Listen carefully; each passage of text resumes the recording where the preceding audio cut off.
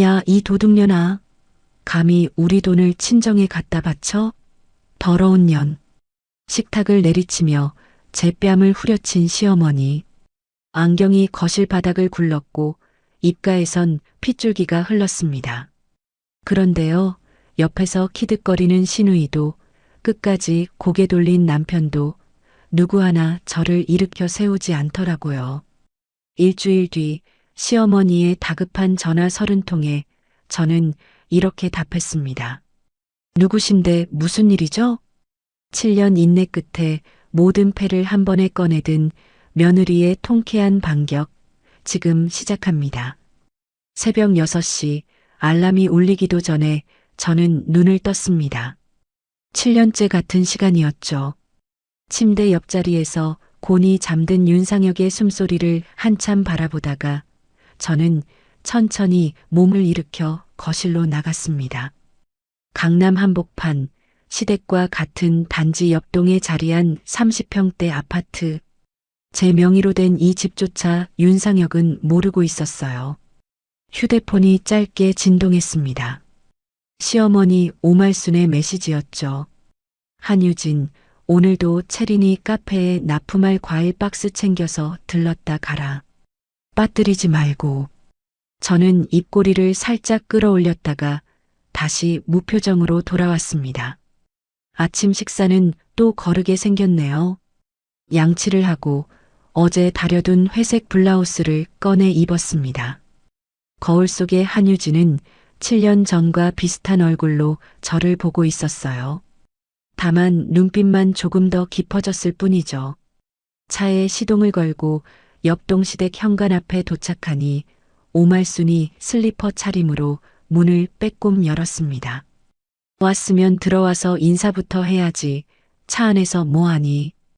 오말순이 턱을 까딱이며 말했습니다. 어머니, 좋은 아침이에요. 박스는 어디 있어요?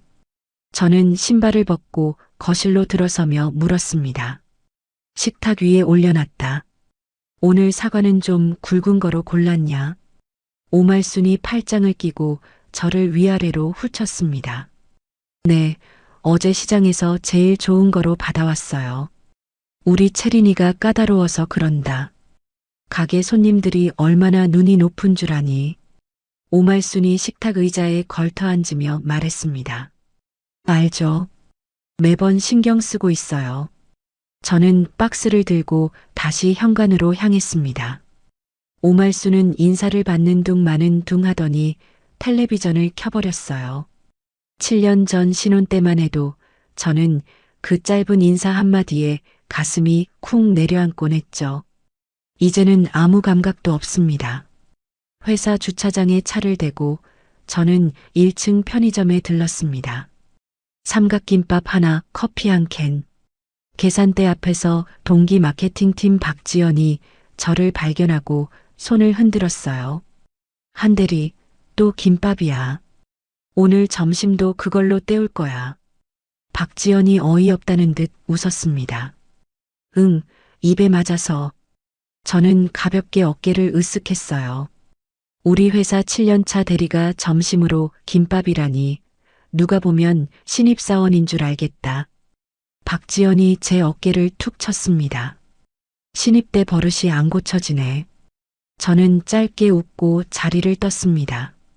박지연도 회사 동료 그 누구도 제가 강남에 5층짜리 빌딩 하나를 가지고 있는 사람이라는 걸 모릅니다. 아버지가 외동딸인 저에게 남긴 마지막 선물. 그 빌딩이 매달 벌어들이는 임대 수익은 전부 적금 통장으로 흘러 들어가고 저는 보제 매장에서 산 블라우스를 입고 김밥을 씹는 평범한 대리로 살아갑니다. 이게 제가 선택한 삶이에요. 제 능력은 제가 증명한다. 그게 아버지가 돌아가시기 전 마지막으로 제 손을 잡고 남긴 말이었으니까요. 퇴근길, 저는 일부러 빌딩 앞을 지나가는 길로 차를 돌렸습니다. 5층 꼬마 빌딩의 1층, 통유리 너머로 화려한 조명이 새어나오는 가게 하나가 있었죠. 체린스 디저트, 시누이 윤채린의 카페였습니다. 인테리어비만 1억 5천을 쏟아부었다는 그 공간. 보증금 1천만 원에 월세 200만 원. 강남 한복판 1층 상가의 시세는 보증금 5천만 원에 월세 400만 원이 기본이라는 걸 저는 누구보다 잘 알고 있었어요. 한 사장님, 마침 잘 오셨네요. 빌딩 관리소장 강태수가 정문 앞에서 저를 발견하고 다가왔습니다. 소장님, 무슨 일 있어요? 저는 차창을 내리며 물었어요. 또 옥상 일입니다. 체린 사장님이 야외 테라스를 더 키워놨더라고요. 옆 점포 박 사장님이 이번 주만 3번 올라오셨습니다. 강태수가 한숨을 푹 내쉬며 말했습니다. 민원이 몇 건이나 들어왔죠. 이번 달까지 합치면 5건입니다. 제가 말씀드려도 어디 들으셔야 말이죠. 신우이라고 어찌나 큰 소리를 치시는지. 강태수가 모자를 벗고 이마를 닦았습니다. 소장님, 한 번만 더 눈 감아주세요. 가족이니까요. 저는 평소처럼 그렇게 말했어요. 한 사장님, 이게 7번째 한 번만입니다. 정말로요. 강태수가 저를 빤히 보았습니다. 알아요. 죄송해요, 소장님. 저는 가볍게 고개를 숙이고 다시 차를 출발시켰습니다. 백미러 속에서 강태수가 모자를 다시 쓰며 한참 서 있는 모습이 멀어졌어요. 그날 저녁 시댁에서 가족 모임이 잡혀 있었습니다. 시아버지 제삿날도 아닌데 오말순이 갑자기 부른 자리였죠. 거실 식탁에는 갈비찜과 잡채가 올라와 있었고 윤채린이 명품 가방을 식탁 옆 의자에 떡하니 올려놓고 있었어요. 옳게, 이거 봐봐. 이번에 새로 산 거야. 윤채린이 가방을 슬쩍 밀며 말했습니다. 예쁘네요, 아가씨. 저는 짧게 답했어요. 500은 줘야 살 수 있는 거지. 우리 카페 하루 매출이면 사. 별거 아니야. 윤채린이 입꼬리를 올리며 갈비 한 점을 입에 넣었습니다. 우리 채린이 인스타 팔로워 10만 명 넘었다더라. 한유진, 너 그거 알았냐? 오말순이 자랑스럽게 끼어들었어요. 네, 어머니. 대단하시죠? 대단하지. 우리 채린이 한 달 매출이 너 1년 연봉 아니냐? 오말순이 저를 흘끔 보며 말했습니다. 윤상혁은 그 옆에서 갈비를 뜯으며 피식 웃었어요. 한 번도, 단 한 번도 윤상혁은 그 자리에서 저를 두둔한 적이 없습니다. 엄마, 그래도 올케 회사가 강남 본사 아니야. 거기도 연봉 꽤 줄걸? 윤채린이 비웃듯 말꼬리를 느렸습니다. 그래봤자 직장인이지. 우리 채린이처럼 자기 가게 가진 사람이랑 비교가 되겠냐? 오말순이 손사래를 쳤어요. 저는 빈 접시를 모아 싱크대로 가져갔습니다. 수돗물 소리가 거실의 웃음소리를 잠시 가려주었어요. 거품을 묻힌 손이 살짝 떨렸지만 저는 천천히 호흡을 가다듬었습니다. 7년이에요. 이 거실에서 7년을 서 있었어요. 설거지를 마치고 차에 올라타자마자 휴대폰이 울렸습니다. 친정엄마 조명자였어요. 엄마, 이 시간에 웬일이야? 유진아, 엄마야. 밥은 먹었니? 조명자의 목소리가 평소보다 가라앉아 있었습니다. 먹었지. 엄마도 먹었어. 그런데 유진아. 왜 엄마? 무슨 일이야? 저는 핸들을 움켜쥐었어요. 엄마가 사실은 허리가 좀 안 좋아서 병원에 갔는데 조명자가 말을 잇지 못했습니다. 엄마, 병원에서 뭐래? 수술을 해야 한대. 척추 쪽이라 미루면 안 된다고. 수술 어떻게 안 했어, 지금까지? 언제부터 아팠어? 저는 길가에 차를 세웠습니다. 엄마가 그냥 좀 참으면 될 줄 알았지. 너한테 부담 줄까봐 말 못했어. 미안하다, 유진아. 조명자의 목소리가 떨렸어요. 엄마, 미안하긴 뭐가 미안해. 내가 갈게. 일단 자, 내일 아침에 전화할게. 응? 너무 걱정하지 마. 엄마가 다 알아서 할 테니까. 전화를 끊고도 저는 한참 그 자리에 앉아 있었습니다. 식당 일로 손마디가 굵어진 엄마의 손이 떠올랐어요. 아버지가 돌아가신 후 엄마는 새벽 5시에 나가서 밤 11시에 들어오는 삶을 30년 가까이 살았죠. 그 허리가, 그 다리가 멀쩡할 리가 없었습니다.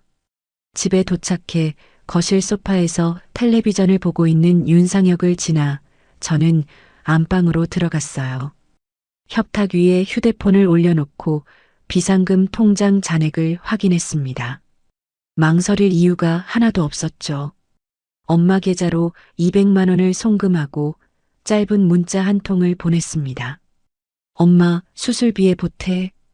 부족하면 더 보낼 테니까 걱정하지 말고 잠 잘 자. 휴대폰 화면에 송금 완료 알림이 짧게 떠올랐어요. 저는 휴대폰을 협탁 위에 그대로 두고 침대 위에 옆으로 누웠습니다. 새벽 1시쯤이었을 거예요. 거실에서 텔레비전 소리가 잦아드는가 싶더니 안방 문이 살그머니 열리는 소리가 들렸어요. 윤상혁이 발소리를 죽이고 들어와 옷장에서 잠옷을 꺼내는가 했는데 협탁 옆에서 한참을 멈춰 서 있었습니다. 저는 잠든 척 천천히 호흡을 골랐어요. 눈을 감은 채로도 협탁 위 휴대폰 화면에 윤상혁의 손이 닿는 그 미세한 진동이 느껴졌습니다. 짧은 셔터 소리가 한 번, 곧이어 2번 더 났어요. 이불 아래 손가락이 가만히 굳었지만 저는 끝까지 자는 척했습니다. 조금 뒤 윤상혁이 휴대폰을 협탁 위에 살짝 내려놓고 거실 쪽으로 다시 빠져나갔어요. 거실에서 메시지를 보내는 짧은 진동 소리가 한 번 더 들렸습니다. 이 사람이 누구한테 그걸 보냈는지는 새벽이 다 가기 전에 저절로 알게 됐어요. 새벽이 채 밝기도 전 휴대폰이 다시 울렸습니다. 오말순이었어요. 한유진, 너 지금 당장 우리 집으로 와라. 오말순의 목소리가 평소와 달랐습니다. 날이 서 있었어요. 어머니, 무슨 일 있으세요? 무슨 일인지는 와서 봐. 빨리. 전화가 뚝 끊겼습니다. 저는 천장을 한참 올려다보았어요. 협탁 위 휴대폰의 송금 알림 화면이 지난밤 어떤 손가락 끝에 잡혔는지 이제 분명해졌습니다. 옷장 문을 열고 어제 다려둔 정장을 꺼냈습니다. 가방을 들고 현관으로 향하는데 거실 소파 한쪽에 잠옷 차림 그대로 잠들어 있는 윤상혁이 보였어요. 저는 그 모습을 한번 지나치고 현관 거울 앞에 섰습니다. 거울에 비친 제 얼굴이 낯설었어요. 7년 동안 써온 평범한 며느리의 가면이 처음으로 한쪽 끝부터 갈라지는 소리가 들리는 것 같았습니다. 시댁 현관문을 열자 거실 소파에 오말순이 팔짱을 끼고 앉아 있었습니다. 그 옆에서 윤채린이 비웃는 눈빛으로 저를 보고 있었고 윤상혁은 어느새 먼저 와 시선을 피한 채 식탁 모서리만 만지작거리고 있었어요. 마침 놀러와 있던 고모님 윤말숙까지 소파 끝에 앉아 저를 빤히 응시했습니다. 식탁 위에는 휴대폰 한 대가 화면이 켜진 채 놓여 있었어요. 식탁 위에 놓인 휴대폰을 저는 천천히 내려다보았습니다. 화면에 떠 있는 건 어젯밤 제가 친정 엄마에게 보낸 송금 알림 캡처였어요. 화면 한 귀퉁이의 시각이 새벽 1시 14분. 제 휴대폰을 협탁에 올려둔 직후였습니다. 이거 뭔지 설명해봐라. 오말순이 손가락으로 휴대폰 화면을 톡톡 두드리며 입을 열었어요. 제가 어제 친정 엄마한테 보낸 송금 내역이에요. 저는 가방끈을 두 손으로 모아 쥐며 답했습니다. 누가 그걸 모르냐? 누가 허락했냐고 묻는 거다. 오말순이 식탁을 손바닥으로 내리쳤어요.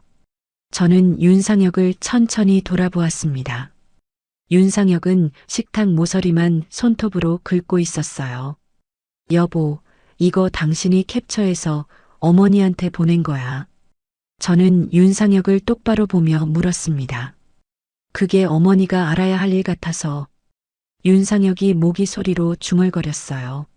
내 휴대폰을 자고 있는 사람 옆에서 가져다가 캡처를 했다고.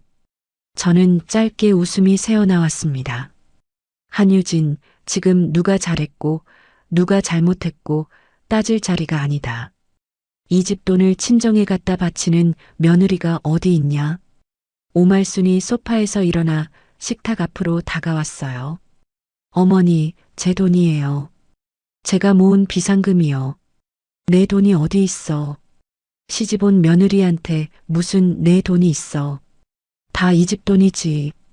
오말순이 손가락으로 제 이마를 톡 밀었습니다. 옆에 앉아있던 윤채린이 의자를 끼익 끌며 다가왔어요. 옳게, 솔직히 말해. 우리 카페 매출 정보 빼돌려서 친정에 보낸 거 아니야. 윤채린이 팔짱을 끼며 저를 노려보았습니다. 아가씨, 무슨 말씀이세요? 200만 원이 어디 갑자기 하늘에서 떨어져. 올케 월급이 얼만데 그 돈이 비상금으로 있어. 윤채린이 코웃음을 쳤어요. 제가 7년을 회사 다녔어요. 그 정도 모으는 게 이상한 일이에요. 저는 윤채린을 똑바로 마주보며 답했습니다. 이상하지, 그럼. 우리 카페 한 달 매출이 너 1년 모은 거잖아. 윤채린이 손톱을 다듬는 신용을 하며 비웃었어요. 그 돈, 친정엄마 수술비예요. 어머니, 척추 수술하셔야 한대요. 저는 오말순을 향해 다시 한번 분명하게 말했습니다. 사돈이 수술을 하든 말든 그게 왜 이 집안 며느리가 신경 쓸 일이냐? 너는 시집 왔으면 시집을 살아야지. 오말순이 손가락으로 제 가슴팍을 가리키며 목소리를 높였어요. 어머니, 친정엄마예요. 저를 키운 사람이요. 키운 사람은 키운 사람이고 너는 이제 우리 집 사람이야. 그 돈 200만 원이면 우리 채린이 한 달 카페 월세 값이다. 오말순이 식탁 위 휴대폰을 다시 톡 두드렸습니다. 그 순간 거실 한켠 소파에서 고모님 윤말숙이 헛기침을 한번 하더니 입을 열었어요. 올케야, 그러게 말이다. 친정 식구한테 한 푼이라도 보내려면 시댁에 먼저 효도부터 하는 게 도리지. 옛날부터 그게 법도다. 윤말숙이 목에 두른 스카프를 바로잡으며 말했습니다. 고모님, 제 어머니가 편찮으세요. 저는 윤말숙을 향해 짧게 답했어요.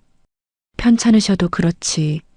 시집간 딸이 친정 돈줄이 되면 못 쓴다. 우리 때는 친정 가는 것도 명절에 한 번이었어. 윤말숙이 혀를 끌끌 찼습니다. 저는 가방을 다시 어깨에 맸어요. 손목 시계를 보니 8시 10분이 지나가고 있었습니다. 어머니, 저 출근해야 해요. 회사 갔다가 저녁에 다시 말씀드릴게요. 저는 천천히 현관 쪽으로 몸을 돌렸습니다. 한유진, 거기 서라. 오말순이 제 팔뚝을 와락 잡았어요. 어머니, 놓아주세요. 오늘 회사 가지 마. 여기서 무릎 꿇고 빌어.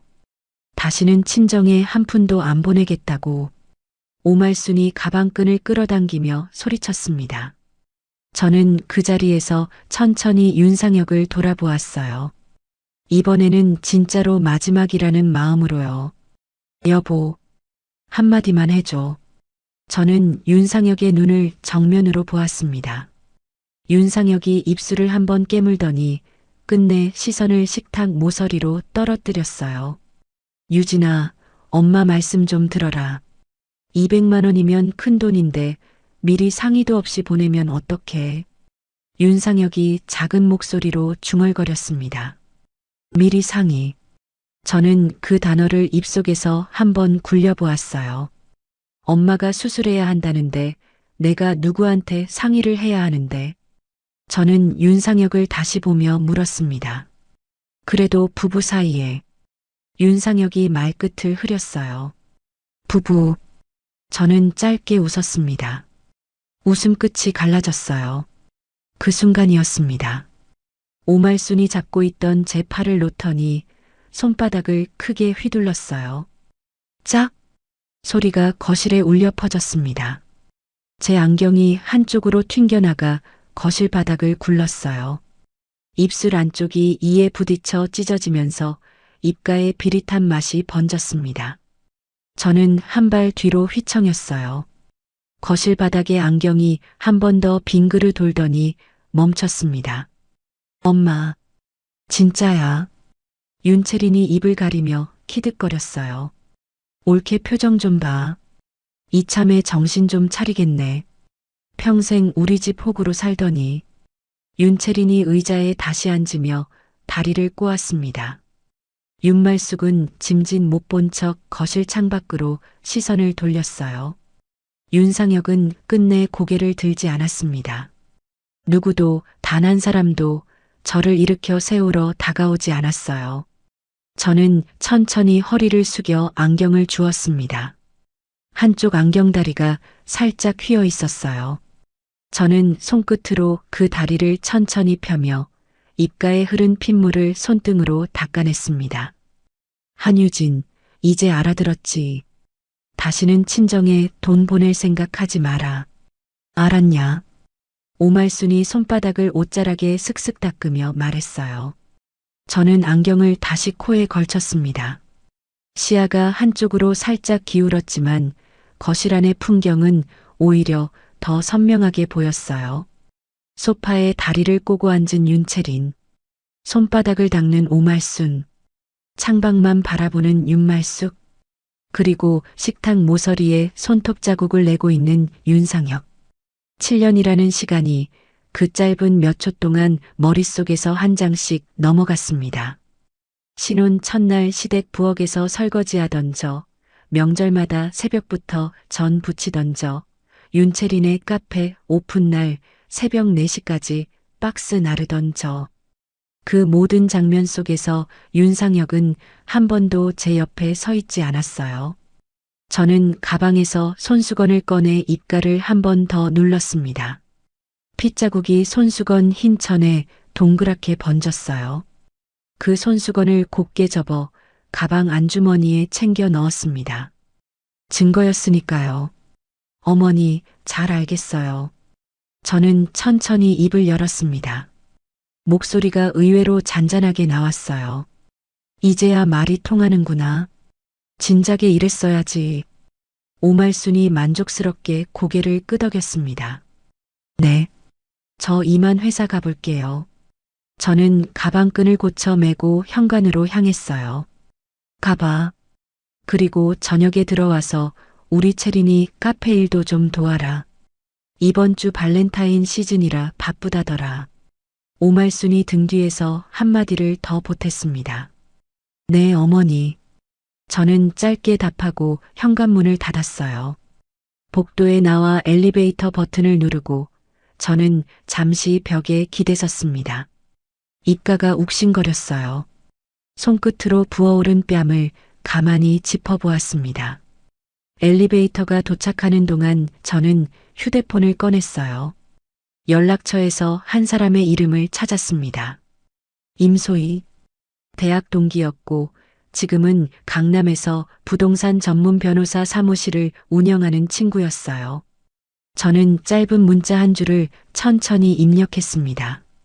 소희야, 시간 좀 내줘. 7년치 정리할 게 있어. 전송 버튼을 누르고 휴대폰을 다시 가방에 집어넣었어요. 엘리베이터 문이 열렸습니다. 거울 같은 엘리베이터 벽면에 비친 제 모습이 보였어요. 한쪽 뺨이 붉게 부어 있고 입가에 옅은 멍 자국이 번지고 있었습니다. 그런데도 표정만은 7년 만에 처음으로 가볍게 풀려 있었어요. 엘리베이터가 1층에 내려서기 직전 휴대폰이 진동했습니다. 임소희의 답장이었어요. 유진아, 오늘 점심 비워둘게. 내 사무실로 와. 그리고 무슨 일인지는 와서 천천히 얘기해. 저는 휴대폰을 손에 쥔 채 1층 로비를 빠져나왔습니다. 아파트 입구의 자동문이 스르륵 열리고 차가운 2월의 아침 공기가 얼굴을 스쳤어요. 부어오른 뺨에 그 찬 공기가 닿자 욱신거리던 통증이 오히려 또렷한 감각으로 살아났습니다. 주차장으로 향하는 길, 저는 빌딩 관리소장 강태수에게 전화를 걸었어요. 소장님, 저 한유진입니다.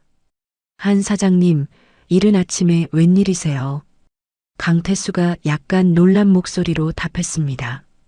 소장님, 어제 말씀하신 옥상 무단 증축이랑 민원 자료요. 네, 그게 왜요? 사진이랑 날짜별로 정리해서 오늘 오후까지 제 사무실로 보내주세요. 빠짐없이요. 저는 차문을 열며 말했어요. 한 사장님, 그게 정말로 말입니까? 강태수가 잠시 침묵하다가 조심스럽게 되물었습니다.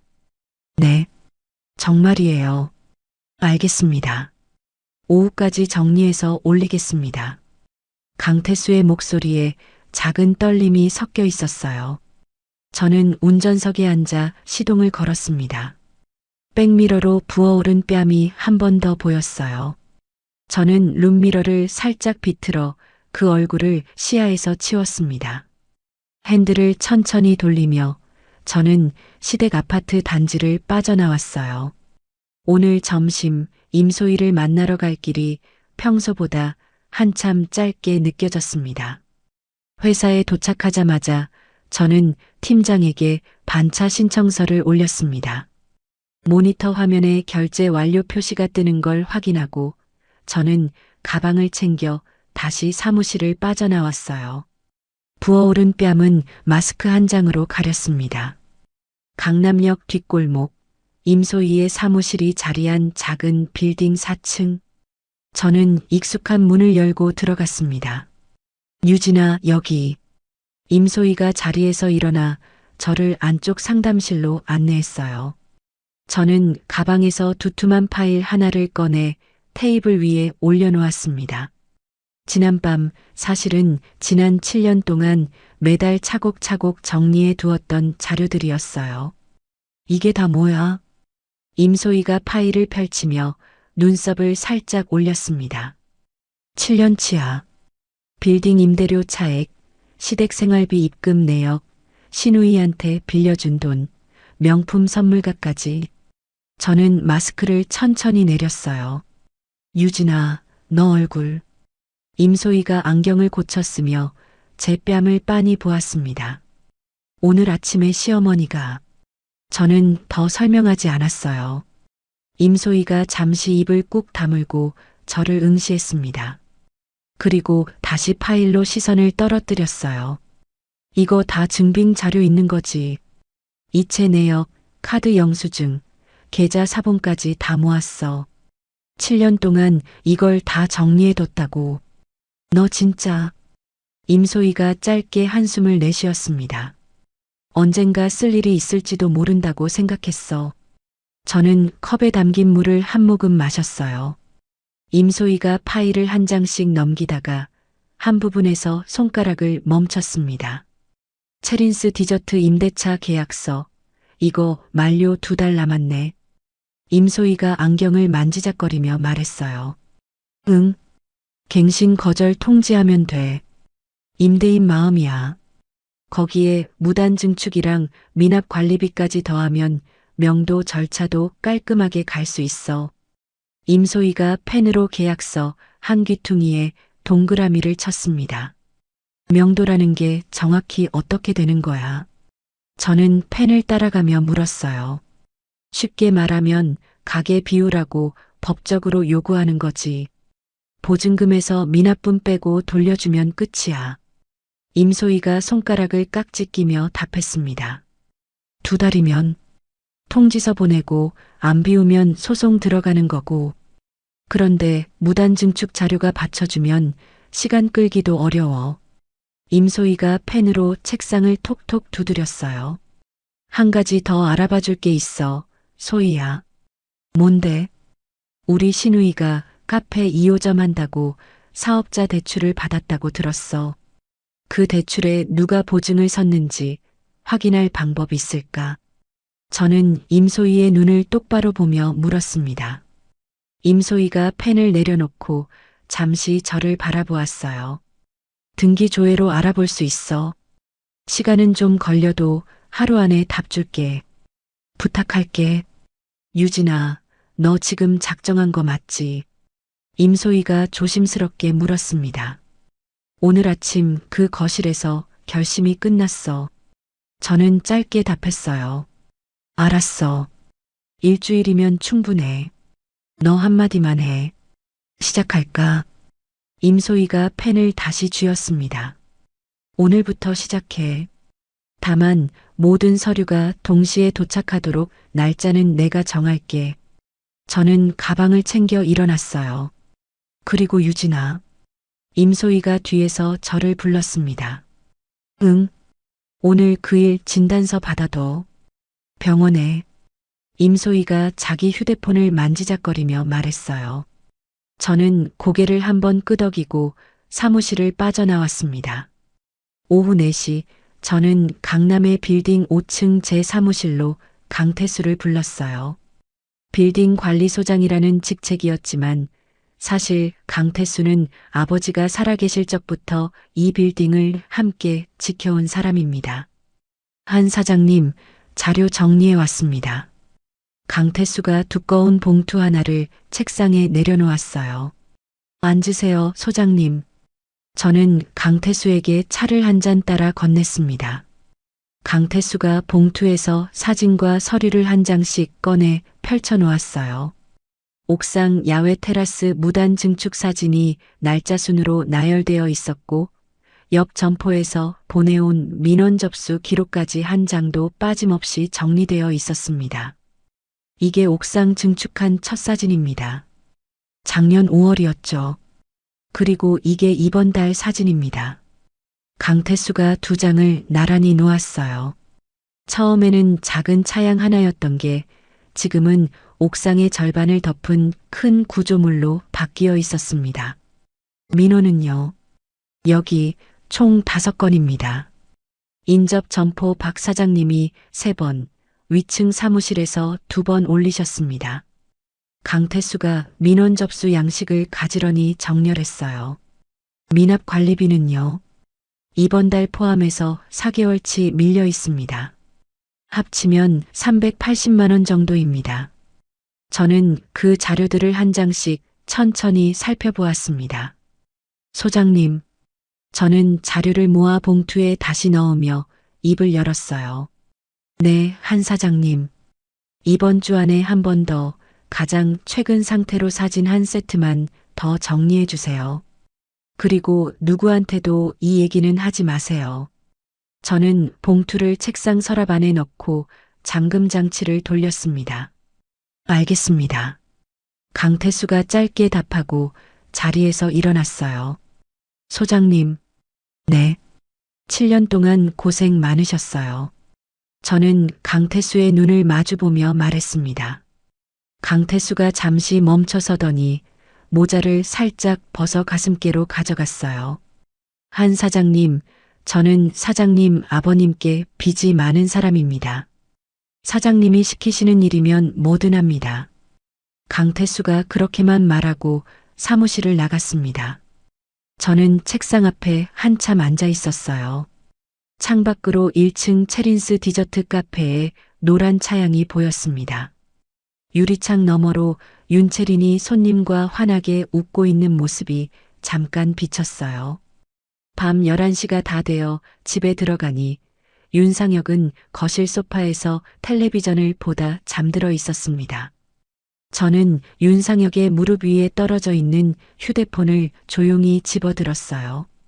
잠금 번호는 결혼기념일이었습니다. 참 한결같은 사람이었죠. 메신저 앱을 열고 윤채린과의 대화창을 눌렀어요. 손가락이 잠깐 멈췄지만 저는 곧 화면을 위로 쓸어 올렸습니다. 오빠, 이번에 2호점 대출 3억 나왔어. 보증 서줘서 진짜 고마워. 엄마한테는 비밀이야. 올케한테도 절대로. 걱정 마. 올케한테 말할 일 없어. 오빠 명의로 잡혀 있는 거 들키면 큰일 나니까 우편물은 회사 주소로 받기로 했어. 저는 화면을 한참 들여다보았습니다. 3억? 부부 공동 자산을 담보로 윤상혁이 몰래 도장을 찍어준 돈. 그리고 저는 단 한 번도 그 사실을 들은 적이 없었어요. 휴대폰을 다시 윤상혁의 무릎 위에 조심스럽게 올려두고 저는 서재로 들어갔습니다. 책장 안쪽에 숨겨둔 작은 금고를 열었어요. 아버지가 남긴 빌딩 등기부등본, 7년 동안 모은 영수증과 통장 사본들, 그리고 결혼 전에 따로 정리해 둔 혼전 재산 목록이 가지런히 들어 있었습니다. 저는 서류를 책상 위에 한 장씩 펼쳤어요. 숫자들이 종이 위에서 차분하게 저를 올려다보고 있었습니다. 7년 동안 시댁 생활비로 입금한 금액 합쳐서 8천만 원이 넘었습니다. 윤채린에게 무이자로 빌려준 돈 합쳐서 6천만 원. 명품 가방값, 시어머니 한약값, 시아버지 제사 비용 모두 제 통장에서 빠져나갔어요. 그 사이 저는 단 한 번도 시댁으로부터 김치 한 통 받아본 적이 없었습니다. 다음 날 아침 저는 평소처럼 시댁 현관으로 들어갔어요. 입가의 멍은 화장으로 가렸고 부어오른 뺨은 밤새 얼음찜질로 어느 정도 가라앉아 있었습니다. 어머니, 오늘 시아버지 제사상 미리 좀 봐드릴게요. 다음 주 제삿날이잖아요. 저는 부엌 앞치마를 두르며 말했어요. 오, 그래. 어제 일은 잊어버려라. 다 너 잘되라고 한 소리다. 오말순이 만족스럽게 고개를 끄덕였습니다.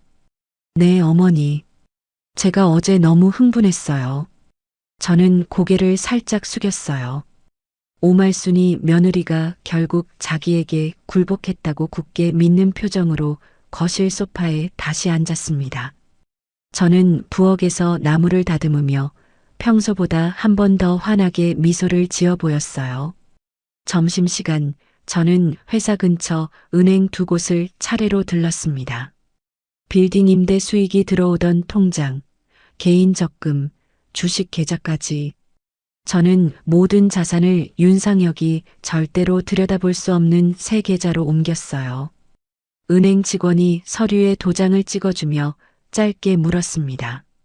고객님, 이체 사유는 어떻게 적을까요? 그냥 정리라고 적어주세요. 저는 짧게 답했어요. 그날 저녁 저는 친정엄마가 입원해 있는 병원으로 차를 몰았습니다. 병실 침대에 누워있던 조명자가 저를 보자 천천히 일어나 앉았어요. 유진아, 일하느라 바쁠 텐데 또 왔어. 엄마, 좀 어때? 저는 침대 옆 의자에 앉아 조명자의 손을 잡았습니다. 수술 무서워. 엄마 나이에 척추 수술이 잘 될까?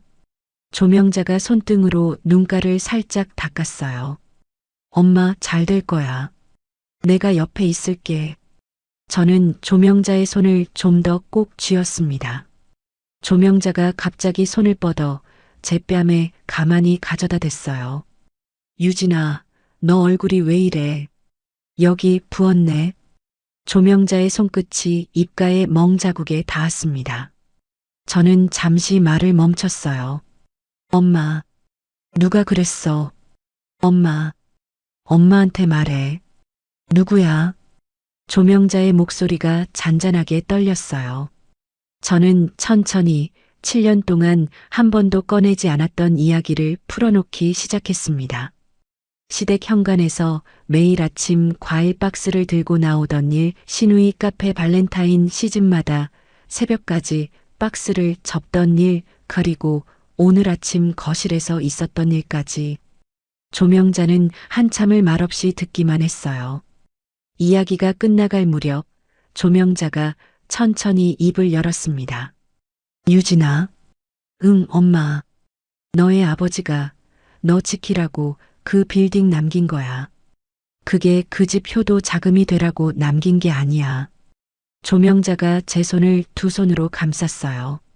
엄마, 이제 그만해. 그 집 며느리로 살지 마. 엄마는 네가 그 집에서 웃는 척하는 거 7년 동안 다 봤어. 조명자의 눈에서 굵은 눈물이 한 줄기 흘러내렸습니다. 저는 조명자의 손등에 이마를 가만히 가져다 댔어요. 거친 손등에서 식당 일로 살아온 30년의 냄새가 났습니다. 그 냄새 앞에서 마지막으로 남아있던 망설임 한 조각이 천천히 떨어져 나갔어요. 병실을 나와 주차장으로 가는 길, 저는 휴대폰을 꺼내 임소희에게 전화를 걸었습니다. 소희야, 나야. 응, 유진아. 일주일 뒤 그 날짜로 모든 서류 다 진행해줘. 한 장도 빠뜨리지 말고. 저는 차 문에 손을 얹은 채 말했어요. 알았어. 정확한 날짜는 내일 정해서 알려줄게. 임소희가 짧게 답했습니다. 전화를 끊고 저는 운전석에 앉았어요. 시동을 걸고 라디오를 켜자 잔잔한 음악이 흘러나왔습니다. 저는 차창 너머로 병원 4층 조명자의 병실 창문을 한번 올려다보았어요. 불빛이 따뜻하게 켜져 있었습니다. 다음 날 아침 6시, 저는 평소보다 30분 일찍 일어났습니다. 부엌 가스레인지에 한약 냄비를 올리고 시계를 한번 보았어요. 오말순이 잠에서 깨기 전에 시댁 부엌에 한약 한 사발을 올려놓아야 했습니다. 어머니, 한약 다려왔어요. 식기 전에 드세요. 저는 그릇을 식탁 위에 단정히 올려두며 말했어요. 어이구, 일찍부터 수고했다. 우리 며느리가 그래도 사람이 됐네. 오말순이 잠옷바람으로 거실에 나와 만족스러운 표정으로 식탁에 앉았습니다. 아가씨 도시락도 챙겨왔어요. 카페 가시기 전에 드시라고요. 저는 작은 보온 도시락을 식탁 끝에 올려놓았어요. 우리 채린이 도시락까지. 너 진짜 정신 차렸구나. 오말순이 한약을 한 모금 마시며 고개를 끄덕였습니다. 어머님 말씀이 다 맞으세요. 제가 그동안 잘못 생각한 게 많았어요. 저는 식탁 위 빈 그릇을 챙기며 작게 미소를 지었어요. 오말순의 입꼬리가 한껏 올라갔습니다. 저는 그 만족스러운 얼굴을 정면으로 마주보며 한 번 더 부드럽게 웃었어요. 그날 오후 동네 미용실에서 머리를 하고 돌아오던 오말순이 단지 정자에 모여 앉은 동네 사람들 앞에서 자랑을 늘어놓는다는 얘기가 강태수 귀에까지 들어갔습니다. 우리 며느리가 그래도 사람이 됐어. 한번 따끔하게 잡았더니 정신을 차렸나 봐. 오말순의 그 말이 단지 한 바퀴를 돌아 저에게 다시 닿았을 때 저는 사무실 책상 앞에서 가만히 입꼬리를 한번 끌어올렸어요. 같은 날 저녁 7시 무렵 윤채린에게 메시지가 도착했습니다. 올케 발렌타인 시즌이라 포장 작업이 너무 밀려. 오늘 저녁에 좀 도와줄 수 있어. 저는 휴대폰을 잠시 들여다보다가 천천히 답장을 입력했어요. 네, 아가씨. 8시까지 갈게요. 손이 필요하면 부르세요. 저는 미소 이모티콘 하나를 마지막에 붙여보냈습니다. 그리고 휴대폰 카메라 앱을 한번 열었다가 다시 닫았어요. 8시 정각, 저는 체린스 디저트 카페 뒷문으로 들어갔습니다. 주방 뒤편 작업대에는 분홍색 포장 박스 수백 개가 쌓여 있었고 윤채리는 악치마를 두른 채 휴대폰만 들여다보고 있었어요. 올케 왔어. 저기 쌓인 거 리본 좀 묶어줘. 손이 빨라야 해. 윤채린이 턱으로 박스 더미를 가리켰습니다. 네, 아가씨. 어디부터 할까요? 저는 작업대 앞에 자리를 잡고 앉았어요. 손 빠르게 좀. 내일 오전까지 배송 나가야 돼. 윤채린이 새로 들어온 메시지를 확인하며 짧게 말했습니다. 저는 분홍색 리본을 하나씩 묶기 시작했어요. 한 손으로는 리본을 매면서 다른 한 손은 자연스럽게 휴대폰을 작업대 위에 올려두었습니다. 카메라 렌즈가 카페 뒷문 너머 옥상으로 향하는 계단 쪽을 향하고 있었어요. 아가씨, 옥상 테라스 손님 받으세요. 저는 리본을 묶으며 고개도 들지 않고 물었습니다. 응, 요즘 인스타 감성이라고 거기 사진 찍으러 오는 손님이 더 많아. 우리 카페 매출의 절반이 거기서 나와. 윤채린이 자랑스럽게 답했어요. 한번 올라가서 봐도 돼요. 매번 1층만 봤어요. 올라가 봐. 사진 찍어. 인스타에 올려도 돼. 단 우리 카페 이름 잘 써주고. 윤채린이 어깨를 으쓱하며 답했습니다. 저는 잠시 자리에서 일어나 휴대폰을 챙겨 들고 옥상으로 올라가는 계단을 천천히 올랐어요. 옥상 문을 밀고 나가자 차양과 파라솔, 무허가 목재 데크가 옥상 절반을 덮고 있는 모습이 한눈에 들어왔습니다. 저는 자연스럽게 휴대폰을 들어 사진을 찍었어요. 인스타에 올리는 척 각도를 바꿔가며 1장, 2장, 5장. 무단으로 설치된 전기 배선, 가스호스, 그리고 옆 건물 사무실 창문이 정면으로 마주 보이는 구도까지. 필요한 증거는 그날 밤에 다 담겼습니다. 다시 1층 작업대로 내려와 리본을 묶는 동안 저는 윤채린을 향해 한 번 더 부드럽게 웃어 보였어요. 아가씨, 옥상 진짜 예뻐요. 손님들이 좋아할 만하네요. 그치. 내가 인테리어 보는 눈은 있다니까. 윤채린이 어깨를 으쓱하며 콧소리를 냈습니다. 밤 12시 가까이 작업을 마치고 카페 뒷문을 나서며 저는 옥상을 한 번 더 올려다보았어요. 간판에 분홍색 조명이 깜빡이고 있었습니다. 같은 시각 임소희의 사무실에서는 책상 위에 서류 더미가 차곡차곡 쌓이고 있었어요. 빌딩 등기부등본, 체린스 디저트 임대차 계약서 사본, 사업자 대출 등기 자료, 그리고 윤상혁의 인감증명서까지. 임소희는 한 장씩 클립으로 묶어 종이 봉투에 정리해 두었습니다. 며칠 뒤 저녁 시댁 가족 식사 자리가 있었어요. 저는 평소처럼 부엌에서 갈치조림을 끓이고 있었고 거실에서는 윤채린이 노트북을 펼쳐놓고 가족들 앞에서 발표를 하고 있었습니다. 엄마, 오빠, 2호점은 청담동이야. 자리는 이미 받았어. 평수도 1호점보다 2배야. 윤채린이 노트북 화면을 가족들 쪽으로 돌렸어요. 청담동이면 보증금 월세가 만만치 않을 텐데. 윤상혁이 갈치 한 점을 집으며 물었습니다. 보증금 5천에 월세 600이야. 인테리어까지 합쳐서 한 4억 들어가. 윤채린이 자신감 있게 답했어요. 4억? 우리 채린이 통이 점점 커지는구나. 오말순이 박수를 한번 쳤습니다. 엄마, 대출은 이미 받았어. 3억? 나머지 1억은 내가 모은 거랑 좀 합쳐서 할 거야. 윤채린이 손에 들고 있던 와인잔을 한번 흔들었어요.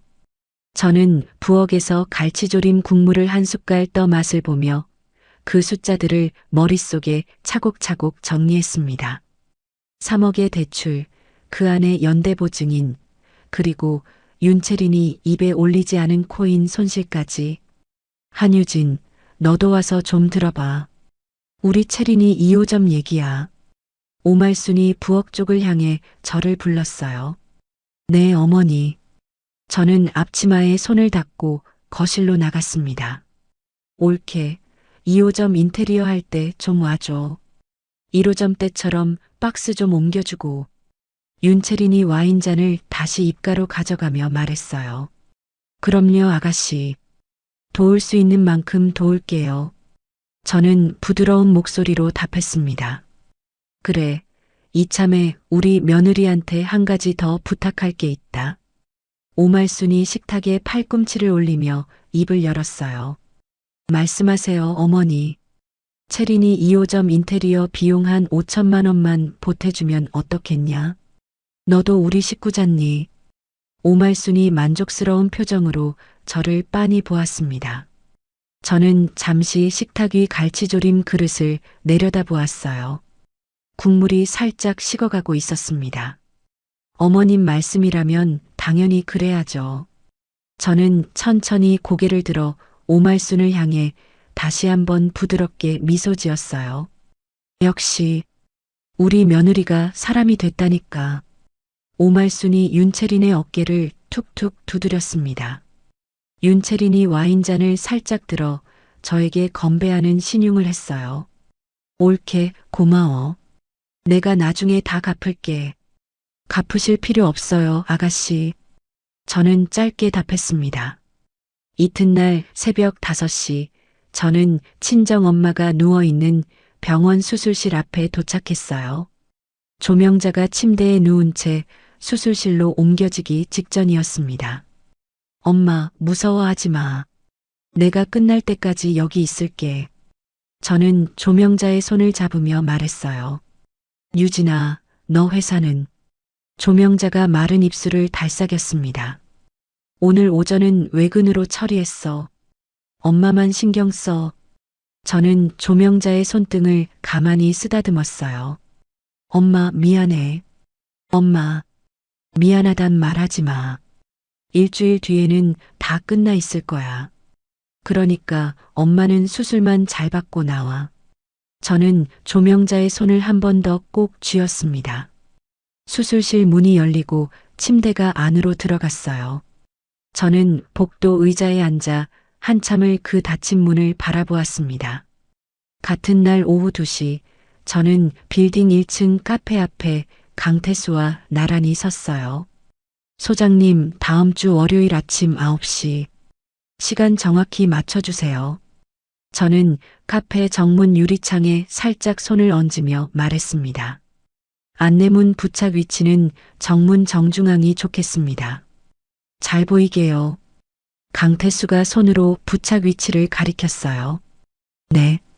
그리고 출입문 잠금 교체 작업은 안내문 부착 직후에 바로 들어가는 걸로 해주세요. 열쇠는 한 사장님께 바로 전달하겠습니다. 강태수가 작은 수첩에 일정을 적어 넣었습니다. 소장님. 네. 이번 일 끝나면 1층 자릿세 임차인 받아야 해요. 그 부분도 미리 정리 시작해 주세요. 저는 카페 유리창 너머를 잠시 들여다보며 말했어요. 윤채리는 그 안에서 손님들에게 환하게 웃고 있었습니다. 알겠습니다. 강남 베이커리 본사 쪽에 미리 알아둔 자리가 있습니다. 강태수가 짧게 답했어요. 그날 밤 11시, 임소희가 제 집 서재로 직접 찾아왔습니다.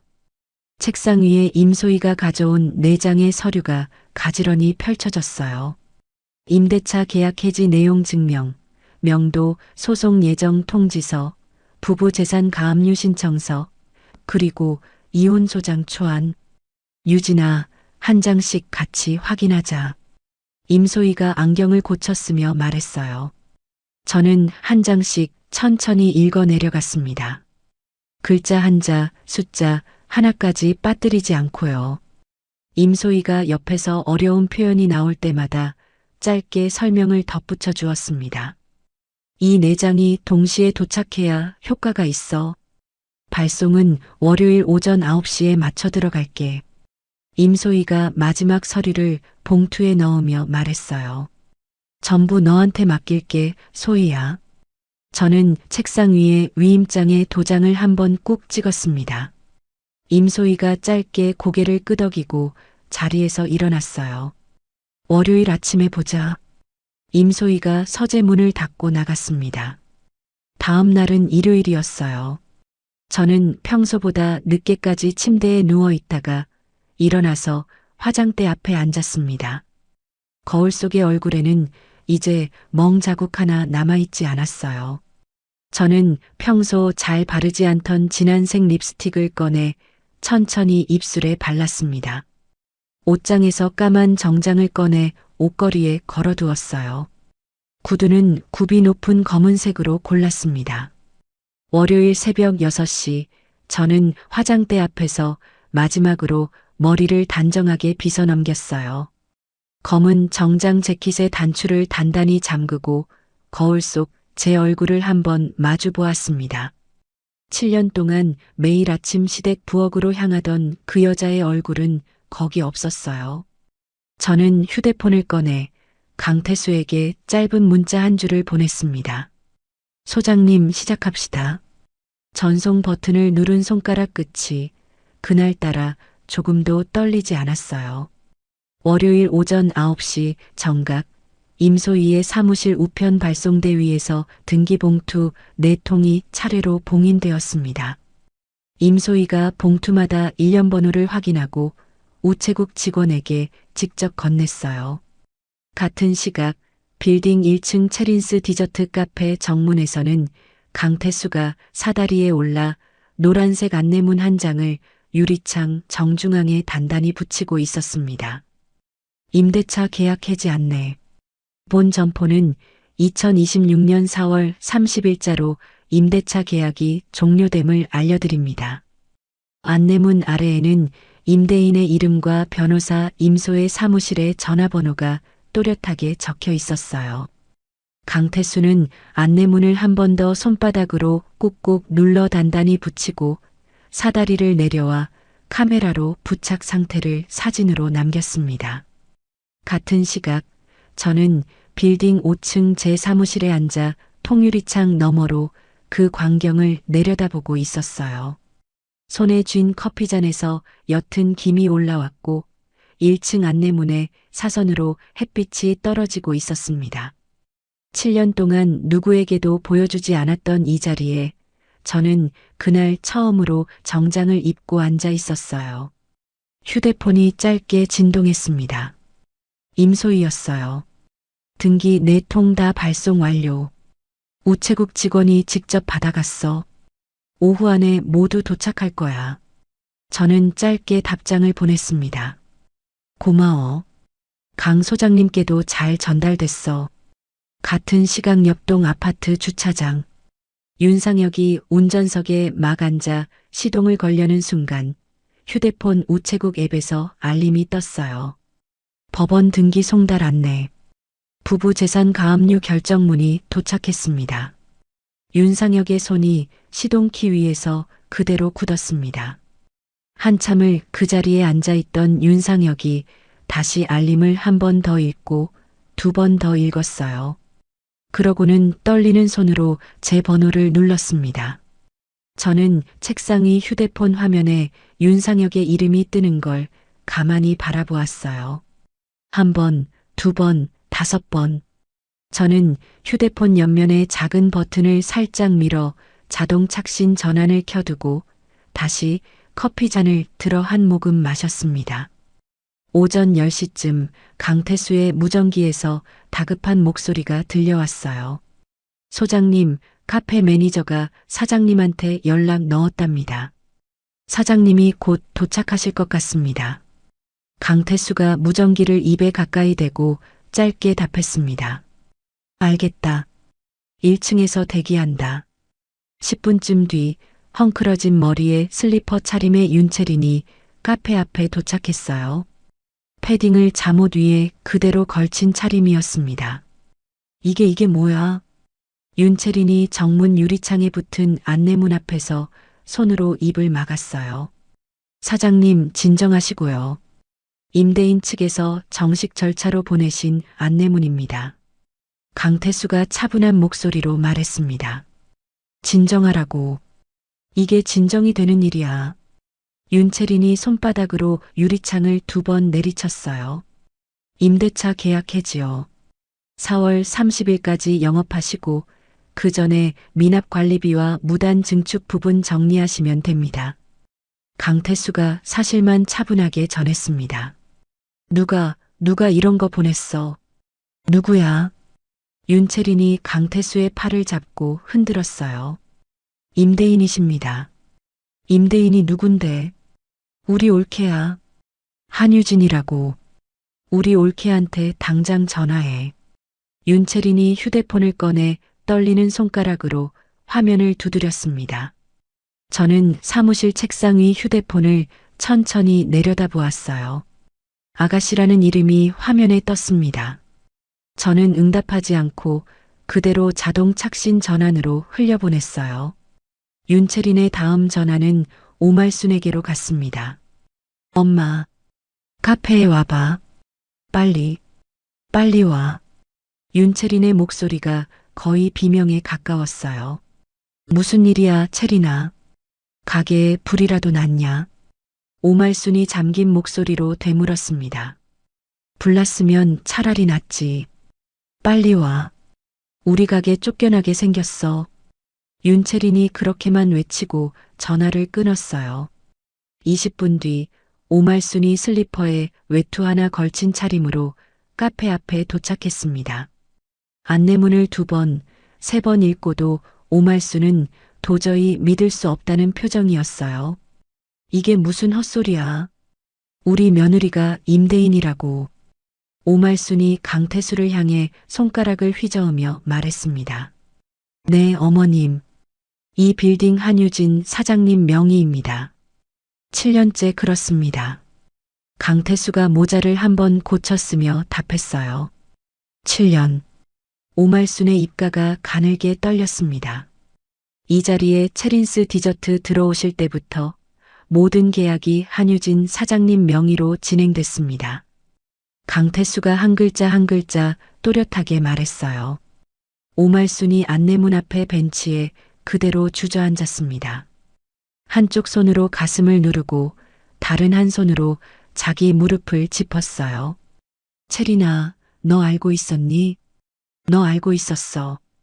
오말순이 윤채린을 향해 물었습니다. 엄마, 나도 몰랐어. 진짜 몰랐어. 올케가 그냥 좋은 자리 소개해준다고만 했지. 윤채린이 손등으로 눈가를 거칠게 닦았어요. 같은 시각 윤상혁은 회사에 무단결근 통보를 한 채 시댁으로 향하는 택시 안에 앉아 있었습니다. 시댁 거실에 도착해 신발도 제대로 벗지 않고 들어선 윤상혁은 식탁 위에 놓인 두툼한 갈색 봉투 하나를 발견했어요.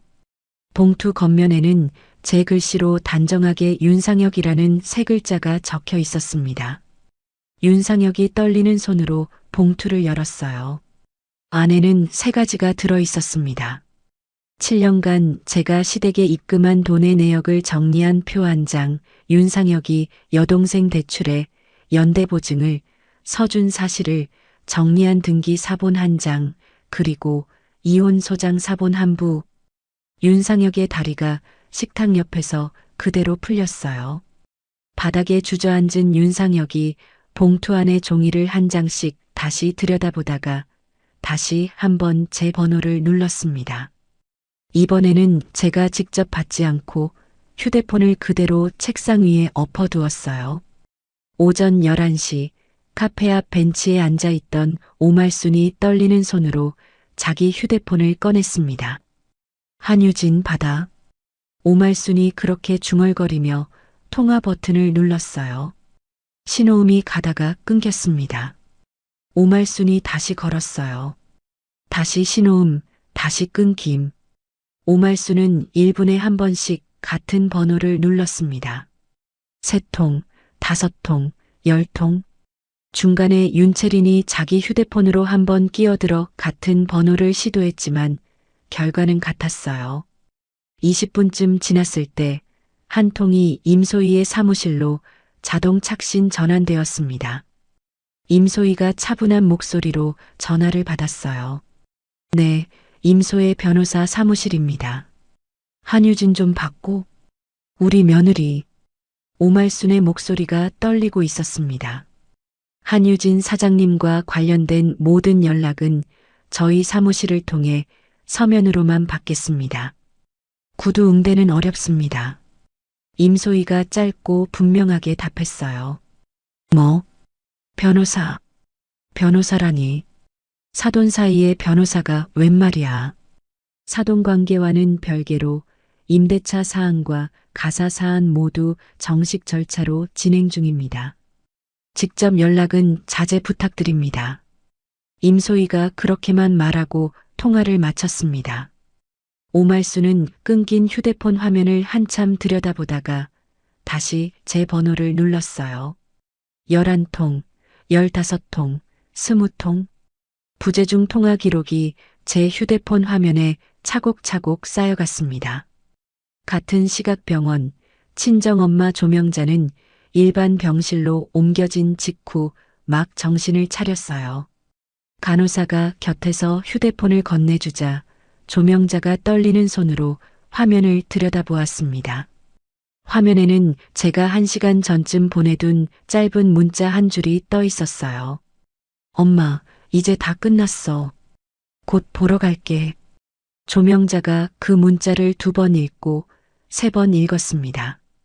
그러고는 침대 베개 위에 천천히 머리를 누이고 오랜만에 깊은 숨을 한 번 내쉬었어요. 다시 사무실 책상 앞. 저는 통유리창 너머로 1층 벤치 위 오말순을 한 번 더 내려다보았습니다. 오말순이 다시 휴대폰을 들어 올리는 모습이 보였어요. 이번이 28번째였습니다.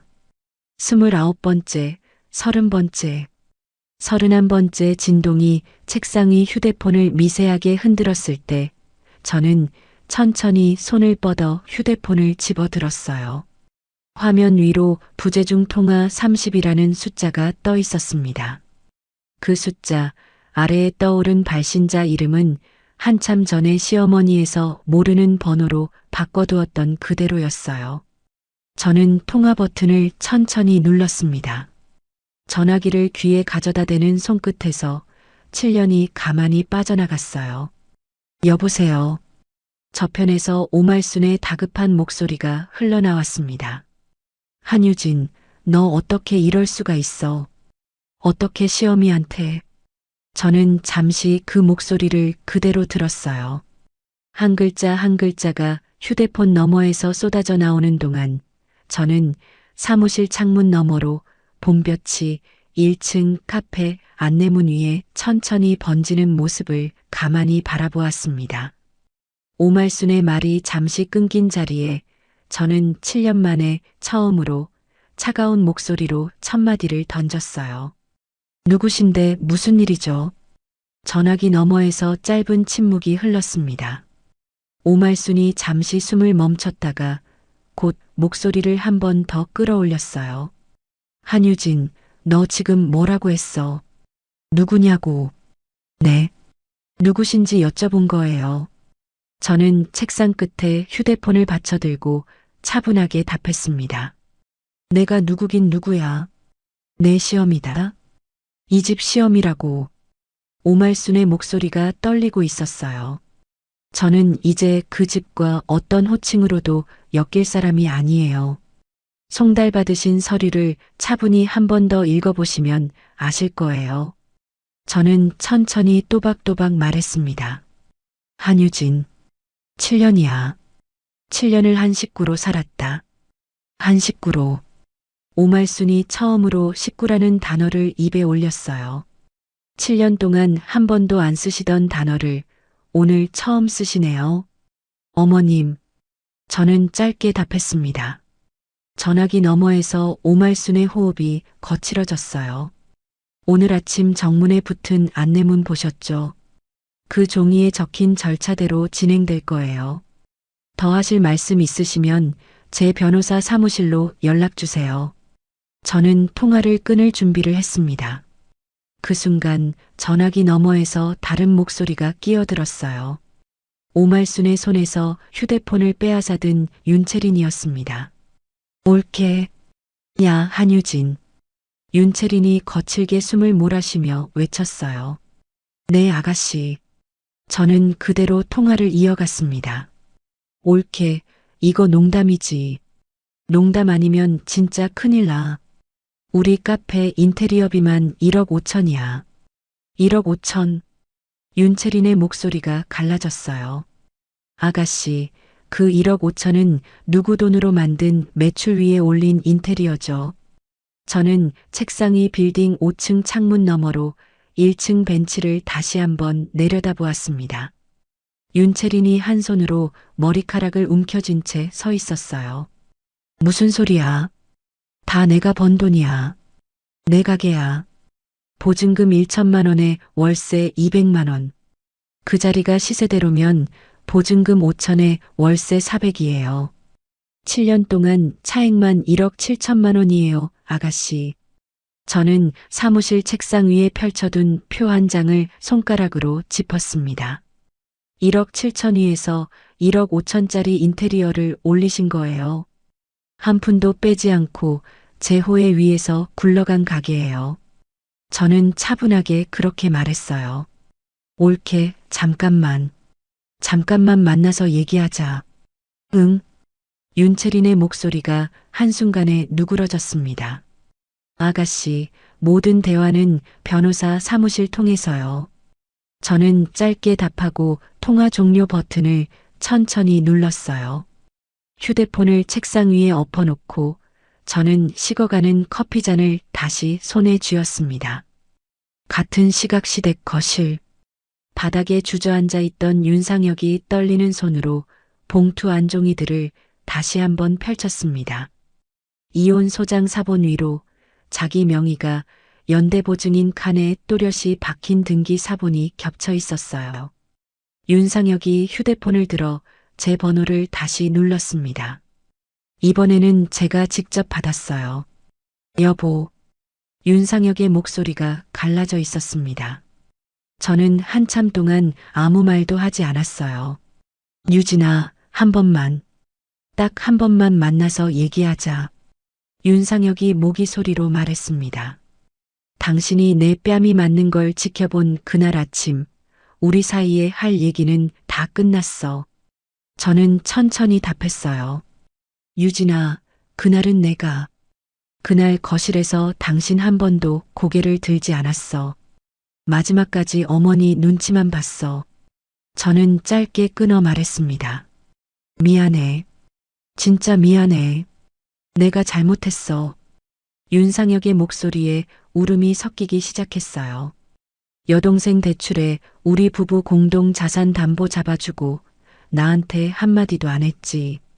저는 봉투 안에서 꺼낸 등기 사본을 손끝으로 가만히 짚었습니다. 그것까지 다 알고 있어. 어머니한테 비밀로 했던 메신저 대화까지. 저는 차분하게 사실만 짚었어요. 전화기 너머에서 윤상혁이 입을 다물었습니다. 이혼 절차도 변호사 통해 진행돼. 직접 연락은 그만해. 더하면 접근금지 신청 들어가. 저는 그렇게 말하고 통화 종료 버튼을 눌렀어요. 같은 시각 카페 앞. 윤채린의 휴대폰이 다시 울렸습니다. 거래은행 담당자였어요. 채린 사장님, 금일 임대차 계약 해지 통지가 저희 쪽에도 접수되어서요. 추가 한도 부분은 일단 동결 처리 들어가고요. 은행 직원의 목소리는 사무적이었습니다. 동결요. 그게 무슨... 윤채린의 다리가 휘청였어요. 기존 대출도 담보 조건 변동으로 조기 상환 요구가 들어올 가능성이 큽니다. 본사 검토 결과 나오는 대로 다시 연락드리겠습니다. 전화가 짧게 끊어졌습니다.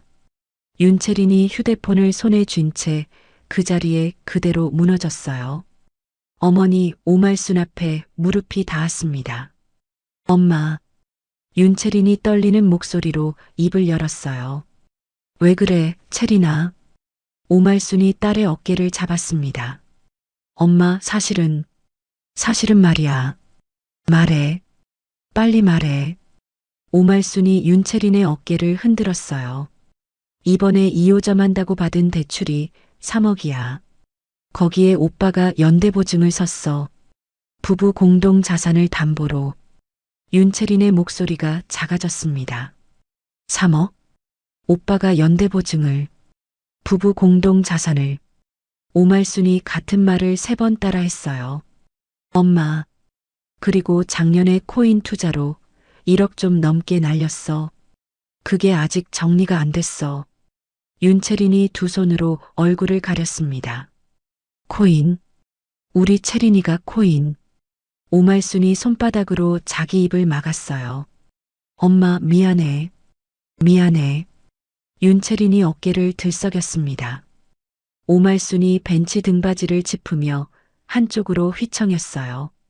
평생 동네방네 자랑하고 다닌 잘난 딸이 며느리의 호에 위에 세운 모래성이었다는 사실이 그 자리에서 발밑부터 무너지고 있었습니다. 오후 2시 시댁 식구들이 빌딩 5층 사무실 앞으로 몰려왔어요. 오말순이 앞에 서고 그 뒤에 윤채린이, 그리고 한참 떨어진 자리에 윤상혁이 따라붙어 있었습니다. 엘리베이터에서 내린 세 사람을 막아선 사람은 임소희였어요. 한유진 사장님 면담은 사전 예약제로만 가능합니다. 오늘은 예약이 없으십니다. 임소희가 사무실 출입문 앞에 서서 차분하게 말했습니다. 우리가 누군 줄 알고 그래. 며느리 시험이야. 며느리 시험이. 오말순이 임소희를 향해 손가락을 휘저었어요. 네, 그 관계는 인지하고 있습니다. 다만 모든 대화는 서면으로 받겠다는 게 의뢰인의 공식 입장입니다. 임소희가 손에 든 클립보드 위에 종이 한 장을 정리하며 답했습니다. 임 변호사, 이러지 말고. 우리 가족 일이잖아. 윤상혁이 한 발 앞으로 나서며 말했어요. 윤상혁 씨와 한유진 사장님은 지금 이혼 절차 중입니다. 가족 일이라는 표현은 부적절합니다. 임소희가 짧게 정정했습니다. 윤상혁이 입을 다물고 한 발 물러섰어요. 오늘 안으로 더 하실 말씀 있으시면 저희 사무실 팩스로 서면 보내주세요. 정식으로 검토하겠습니다. 임소희가 그렇게 말하고 사무실 출입문을 안쪽에서 잠갔습니다. 저는 사무실 안쪽 통유리 너머로 그 광경을 지켜보고 있었어요. 오말순이 닫힌 문에 손바닥을 한번 댔다가 천천히 떼고 돌아섰습니다. 세 사람이 엘리베이터를 타고 다시 1층으로 내려가는 동안 저는 그 자리에서 자리를 떴어요. 오후 4시 저는 운전석에 앉아 친정엄마가 누워있는 병원으로 향했습니다. 신호 대기 중에 휴대폰을 들어 연락처 목록을 천천히 위에서 아래로 스크롤했어요. 오말순, 차단. 윤채린, 차단. 윤말숙, 차단. 시댁 큰 집, 차단. 시댁 작은 집, 차단. 손가락 끝이 한 번씩 화면을 누를 때마다 7년 동안 매일 알림이 울리던 이름들이 한 줄씩 사라져 갔습니다. 마지막에 남은 윤상혁의 이름 위에서 저는 잠시 손을 멈췄어요. 차단 버튼을 누르고 휴대폰을 조수석에 내려놓았습니다. 신호가 바뀌었어요. 저는 엑셀을 천천히 밟았습니다. 병원 4층 일반 병실 앞에 도착해 문을 열었을 때 조명자가 침대에 반쯤 일어나 앉아 있었어요. 엄마, 좀 어때? 저는 침대 옆 의자에 가방을 내려놓았습니다. 유진아, 너 왔구나. 조명자가 손을 내밀었어요. 저는 그 손을 잡고 조명자의 옆에 앉았습니다. 엄마, 다 정리됐어. 이제 진짜 끝났어. 저는 조명자의 손등을 가만히 쓰다듬으며 말했어요. 조명자가 제 손을 두 손으로 감싸쥐었습니다. 고생 많았어, 유진아. 고생 많았어, 우리 딸. 조명자의 눈가가 천천히 젖어들었어요. 저는 침대 옆에 가만히 앉아 처음으로 누구의 며느리도 아내도 올케도 아닌 한 사람으로 엄마 옆에 머물렀습니다. 창문 너머로 해가 천천히 기울어가고 있었어요. 다음 날 아침 8시 체린스 디저트 카페 정문 앞에는 사람들이 줄지어 서 있었습니다. 디저트를 사러 온 손님이 아니었어요. 어깨에 가방을 맨 거래처 사장들, 매출 정산서를 손에 든 식자재 납품업체 직원들, 그리고 카드 회사 직원까지. 체린 사장 어디 갔어요? 우리 결제일 벌써 2번이나 미뤘잖아요. 빵 재료 납품업체 사장이 정문 유리창을 두드리며 외쳤습니다. 우유 거래처입니다. 미수금 380만 원 정산해 주셔야 다음 주 거래 가능합니다. 다른 한 사람이 명함을 유리창에 톡 붙이며 말했어요. 해지 안내문 옆에는 어느새 디저트 재료 납품업체의 거래 중단 공문이 한 장 더 붙어 있었습니다. 그 옆에는 우유 거래처의 미수금 안내문까지 추가로 붙기 시작했어요. 윤채린이 카페 뒷문으로 슬그머니 도착했을 때 매니저가 떨리는 손으로 휴대폰을 내밀었습니다. 사장님, 직원들이 이번 달 월급 언제 들어오냐고 자꾸 물어보는데요. 매니저가 작은 목소리로 말했어요. 잠깐만 기다리라고 해. 내가 해결할 거니까. 윤채린이 매니저의 휴대폰을 밀어내며 답했습니다. 사장님, 저도 다음 주가 월세 내는 날이에요. 저 진짜로요. 매니저가 손을 모아쥐며 말끝을 흐렸어요. 윤채린이 그 자리에서 입술을 깨물었습니다.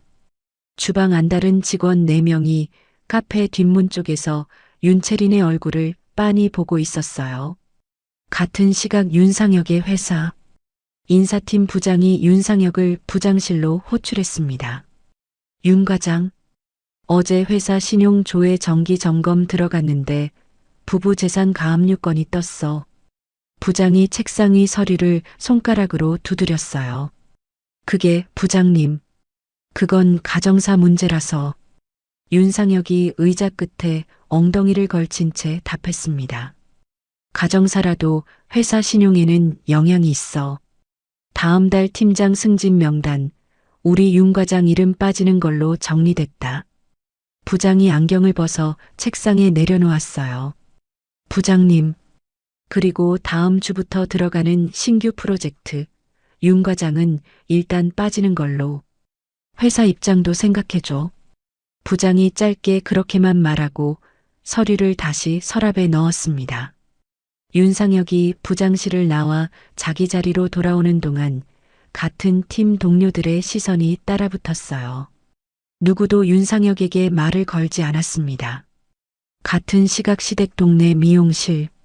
오말순이 머리에 헤어롤을 단 채 의자에 앉아 동네 사람 두억과 이야기를 시작했어요.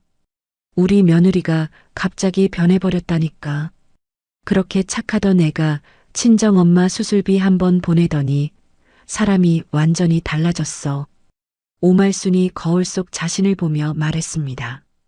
옆자리에 앉아있던 시장 떡집 김 여사가 잠깐 입을 다물고 오말순을 빤히 보았어요. 언니, 그런데 그 며느리가 친정엄마 수술비도 못 보내게 한 거야. 김 여사가 조용히 물었습니다. 200만 원이야, 200만 원. 그게 어디 보낼 돈이야. 오말순이 손사래를 쳤어요. 200만 원이면 사돈어른 척추 수술비도 안 되는 돈이지. 우리 동네 김 약사 어머니도 작년에 그 수술했는데 한 700은 들었다더라. 김 여사가 천천히 말했습니다. 그래도 그렇지. 시집간 며느리가 친정에 그렇게. 오말순의 말이 점점 작아졌어요. 언니, 솔직히 말해서 그 며느리 시장에서 우리한테 인사 안 한 적이 없어. 매번 떡 사러 와서 어머님 자시라고 따로 한 통 더 사가곤 했어. 김 여사가 그렇게 말하며 자리에서 일어났습니다. 오말순의 거울 속 얼굴이 천천히 굳어갔어요. 같은 시각 시댁 거실. 시고모 윤말숙이 소파에 앉아 자기 명절 선물 상자를 들여다보고 있었습니다. 지난 추석에 받은 홍삼 세트, 지지난 설에 받은 굴비 세트, 그리고 매년 받은 빳빳한 5만 원짜리 용돈 봉투들. 상자 위에는 항상 한유진이라는 이름 석자가 손글씨로 적혀 있었어요. 언니, 나야. 윤말숙이 오말순에게 전화를 걸었습니다. 왜 말수가? 오말순이 가라앉은 목소리로 받았어요. 언니, 나 곰곰이 생각해 봤는데 명절마다 우리한테 들어오던 거 다 며느리가 챙겨보낸 거였더라. 윤말숙의 목소리가 무거웠습니다. 내가 받은 것만도 7년에 1,000만 원이 넘어. 언니가 받은 건 더하지 않겠어. 윤말숙이 한숨을 내쉬었어요. 말수가, 언니, 이건 며느리 잘못이 아니야. 우리가 너무했어. 윤말숙의 목소리가 떨렸습니다. 무슨 소리야, 우리가 뭘 너무했다고. 며느리 돌이잖아. 오말순이 다시 목소리를 높였어요. 언니, 나 당분간 언니 집에 못 가. 채린이 보기도 미안하고. 나도 며느리한테 죄 지은 것 같아. 윤말숙이 그렇게 말하고 전화를 끊었습니다. 오말순이 끊긴 전화기를 한참 들여다보다가 식탁 위에 휴대폰을 내려놓았어요. 사흘째 되던 날 오전, 카페 직원 5명이 노동청 진정서를 제출했다는 소식이 윤채린의 휴대폰으로 도착했습니다. 체린스 디저트 카페 윤채린 사장님, 임금 체불 진정권으로 다음 주까지 사무실 방문 요청드립니다. 윤채린이 메시지를 보고 그 자리에서 그대로 휴대폰을 떨어뜨렸어요. 같은 날 오후 윤채린이 그동안 카페 운영에 끌어다 쓴 외상거래처가 줄줄이 본색을 드러냈습니다. 카드 결제 단말기 회사에서는 미납 수수료 정산 요구가 들어왔고 한쪽에서는 디저트 진열 쇼케이스 할부금 독촉 전화가 쉬지 않고 울렸어요. 한때 윤채린이 자랑하던 명품 가방과 외제차도 그날 저녁 중고 거래 사이트 매물 목록에 한 줄 한 줄 올라가기 시작했습니다. 저는 사무실 책상 앞에서 새 임차인 측 본사 담당자가 보내온 자료를 살펴보고 있었어요. 1층 카페 자리에는 이미 다른 가게가 들어오기로 정해져 있었습니다. 같은 날 저녁 윤상혁이 친정엄마 조명자가 입원해 있는 병원으로 찾아왔습니다. 4층 일반 병실 복도, 윤상혁이 무릎을 꿇으려는 순간 임소희가 앞을 가로막았어요. 윤상혁 씨, 여기까지 오시면 안 됩니다. 임소희가 손을 들어 막아섰습니다. 임 변호사, 한 번만, 딱 한 번만 유진이 얼굴 보게 해줘. 윤상혁의 목소리에 울음이 섞여 있었어요. 한유진 사장님은 지금 어머님 간병 중이세요. 사적 접근은 안 됩니다. 임소희가 한 발도 물러서지 않았습니다. 임 변호사, 우리 7년이야. 7년. 7년의 결혼 생활을 단번에 끝내신 분이 누구신지 잘 생각해 보세요. 윤상혁 씨, 임소희가 차분하게 말했어요. 한 발만 더 들어오시면 접근금지 신청 들어갑니다. 회사에 또 한 번 알림 가는 거예요. 임소희가 그렇게 말하자 윤상혁이 한 발 뒤로 물러섰습니다. 윤상혁이 복도 끝에서 한참 멈춰 서 있다가 천천히 엘리베이터 쪽으로 발걸음을 옮겼어요. 저는 병실 안에서 그 발소리가 멀어지는 걸 가만히 들었습니다. 유진아, 누구 왔다 갔니? 조명자가 침대에서 작은 목소리로 물었어요. 아니야, 엄마. 아무도 안 왔어. 저는 조명자의 손등을 가만히 쓰다듬으며 답했습니다. 그날 저녁 오말순이 다니던 동네 친목 모임. 회비 봉투를 들고 모임 장소에 들어섰을 때 한쪽 구석에 모여 앉아 있던 회원 3명이 갑자기 입을 다물었어요. 왜 다들 말이 끊겼어? 오말순이 자리에 앉으며 어색하게 웃었습니다. 회장박 여사가 잠시 머뭇거리다가 짧게 입을 열었어요. 오 여사, 우리 모임 회칙 좀 다시 정리하기로 했어. 다음 모임부터는 회비 좀 받지 말까 하는데. 박 여사가 다른 회원들의 눈치를 살피며 말했습니다. 왜? 갑자기 왜? 오말순의 목소리가 떨렸어요. 오 여사, 솔직히 말할게. 며느리한테 그렇게 한 거 동네에 다 퍼졌어. 우리도 이제 며느리 보는 입장이라 좀 그래. 박 여사가 어렵게 입을 떼었습니다. 내가 며느리한테 뭘 어쨌다고. 오말순이 자리에서 벌떡 일어났어요. 오 여사, 굳이 우리한테 변명하지 않아도 돼.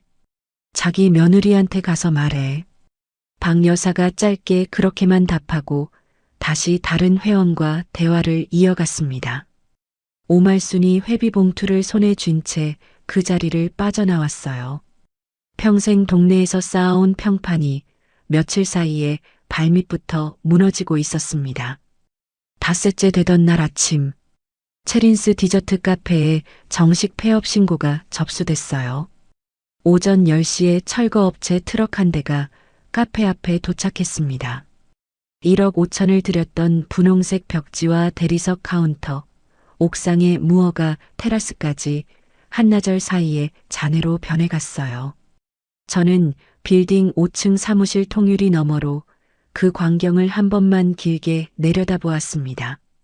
자네 옆에서 윤채린이 어머니 오말순의 품에 안겨 어깨를 들썩이고 있었어요. 어린아이처럼 우는 소리가 5층까지는 들리지 않았지만 그 모습은 분명하게 보였습니다. 같은 시각 임소희가 새 임차인 측 본사 담당자와 함께 제 사무실로 올라왔어요. 강남 본사 직영 매장 측에서 제시한 보증금 5천만 원에 월세 400만 원, 5년 계약 조건입니다. 임소희가 임대차 계약서를 책상 위에 펼쳐놓았습니다. 좋아요. 사인할게요. 저는 펜을 들었어요. 본사 담당자가 안경을 고쳤으며 작은 미소를 지었습니다. 한 사장님, 이렇게 깔끔하게 계약 진행되는 자리도 오랜만이네요. 앞으로 잘 부탁드립니다. 저는 짧게 답하고 계약서 마지막 장에 도장을 한번 꾹 찍었어요. 도장 잉크가 종이 위에서 천천히 마르는 동안 1층 카페 자리에서는 마지막 철거 트럭이 폐자재를 싣고 출발하고 있었습니다. 그날 밤 11시, 저는 친정엄마 조명자의 병실로 돌아갔어요. 조명자는 침대 옆 작은 식탁에 죽 한 그릇을 받아두고 저를 기다리고 있었습니다. 유진아, 너도 좀 먹어. 오늘 점심도 거른 것 같던데. 조명자가 죽그릇을 제 쪽으로 밀어주었어요. 엄마부터 먹어. 내가 좀 떠줄게. 저는 침대 옆 의자에 앉아 숟가락을 들었습니다. 조명자가 입을 작게 벌리고 죽 한 입을 받아 넘겼어요. 엄마, 오늘 1층 카페 다 정리됐어. 새 가게도 들어와. 저는 조명자의 입가에 흐른 죽을 손수건으로 닦아주며 말했습니다. 잘했어, 우리 딸. 잘했어. 조명자가 제 손등을 가만히 쓰다듬었어요. 저는 조명자의 손을 마주 잡고 의자 위에 머리를 기댔습니다. 복도 너머로 새벽 간호사의 발소리가 잔잔하게 들려왔어요. 창문 너머 도시의 불빛이 잔잔하게 흔들리고 있었고 저는 7년 만에 처음으로 깊은 잠 속으로 천천히 가라앉았습니다. 이듬해 4월의 어느 오후 서울가정법원 정문 앞 벚꽃이 한창이었습니다. 저는 임소희와 나란히 법원 계단을 천천히 내려왔어요. 재킷 안주머니에는 오늘 받은 이혼 판결문 한 부가 잘 접혀 있었습니다. 유진아, 끝났어. 진짜로. 임소희가 가방끈을 고쳐 매며 말했어요. 고마워, 소희야. 저는 짧게 답하고 임소희의 어깨를 한번 가볍게 끌어안았습니다. 이제 가벼워졌지. 임소희가 한 발 떨어지며 웃었어요. 공기가 다르네. 저는 봄볕이 떨어지는 정문 앞 벚꽃가지를 한번 올려다보았습니다. 연분홍 꽃잎 하나가 어깨 위에 살짝 내려앉았어요. 저는 그 꽃잎을 손끝으로 가만히 떼어 손바닥 위에 올려두고 천천히 걸음을 옮겼습니다. 같은 날 오후 윤상혁이 짐을 싸들고 회사 지하 주차장으로 내려가고 있다는 소식이 임소희를 통해 짧게 들려왔어요. 여동생의 연대보증 채무 3억이 그대로 윤상혁의 어깨 위에 얹혔습니다. 지방 자회사로 발령이 났고 결혼 생활 동안 함께 모은 자산 중 남은 몫은 그리 많지 않았어요. 저는 그 소식을 들은 뒤로 윤상혁이라는 이름을 입에 올린 적이 없습니다. 윤채린이 잠적했다는 얘기는 그보다 일주일쯤 빨리 들었어요. 한때 10만 팔로워를 자랑하던 인스타그램 계정은 어느 날 사진 한 장 없이 비공개로 돌아갔고 동네 카페 거리에서는 한 인터넷 게시판에 올라온 글 한 편이 짧게 회자되었습니다. 강남 인기 디저트 카페 사장 알고 보니 시댁 며느리 호의로 5년 버틴 사연. 그 게시물 아래에는 댓글이 수백 개 달렸지만 저는 단 한 줄도 읽지 않았어요. 오말수는 평생 살아온 동네를 결국 떠났습니다. 지방 외곽의 작은 임대 아파트로 거처를 옮겼다는 얘기가 강태수의 귀를 통해 짧게 들려왔어요. 시고모 윤말숙과는 그날 미용실 통화 이후로 끝내 발길이 끊겼고 지금은 친목 모임 한 곳에도 나가지 못한다고 합니다. 이따금 빌딩 1층 우편함으로 발신이 넘는 작은 박스가 도착해요. 한 번은 빈 영양제 통이 들어 있었고 또 한 번은 손으로 쓴 짧은 쪽지 한 장만 들어 있었습니다. 저는 그 박스를 열어보지 않고 강태수에게 그대로 폐기 부탁을 했어요. 한편 조명자는 수술 후 회복이 빨랐습니다. 의사 선생님도 65세 환자분 중에 이렇게 빨리 일어나신 분은 오랜만이라며 짧게 웃었어요. 저는 빌딩 5층 옥상 한쪽에 작은 정원을 꾸렸고 조명자가 매일 오후 그 옥상에 올라와 화초에 물을 줍니다. 엄마, 오늘은 뭐 심었어? 저는 옥상 문을 밀고 나서며 물었어요. 방울토마토 모종이야. 여름에 따먹자. 조명자가 흙 묻은 장갑을 벗으며 답했습니다. 엄마, 손은 좀 어때? 멀쩡해. 식당 일 30년 한 손이 이런 흙장난에 어디 가겠어. 조명자가 짧게 웃었어요. 저는 옥상 한쪽에 작은 평상을 두고 거기에 김밥 한 줄과 과일 한 접시를 올려두었습니다. 엄마, 점심 같이 먹자. 오늘은 김밥이야. 엄마가 좋아하는 거잖아. 저는 김밥을 2개 집어 조명자의 작은 그릇에 옮겨 담았어요. 조명자가 한 입 베어 물고 옥상 난간 너머 도시 풍경을 한참 바라보았습니다. 유진아. 응, 엄마. 너의 아버지가 보고 있으면 지금 우리 보고 웃고 있을 거야.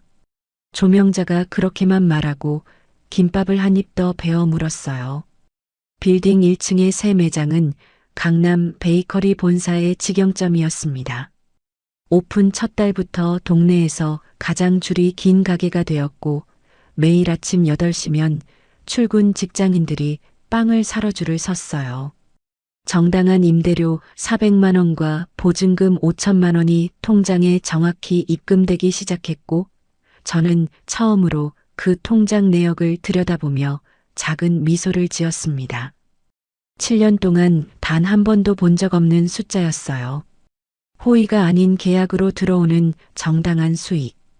그 숫자 한 줄이 7년 동안 시댁 식탁에서 흘려보낸 모든 시간을 천천히 가름하기 시작했습니다. 어느 화요일 오후 강태수가 사무실 문을 두드렸어요. 한 사장님, 우편물 하나 올라왔습니다. 강태수가 작은 봉투 하나를 책상 위에 올려놓았습니다.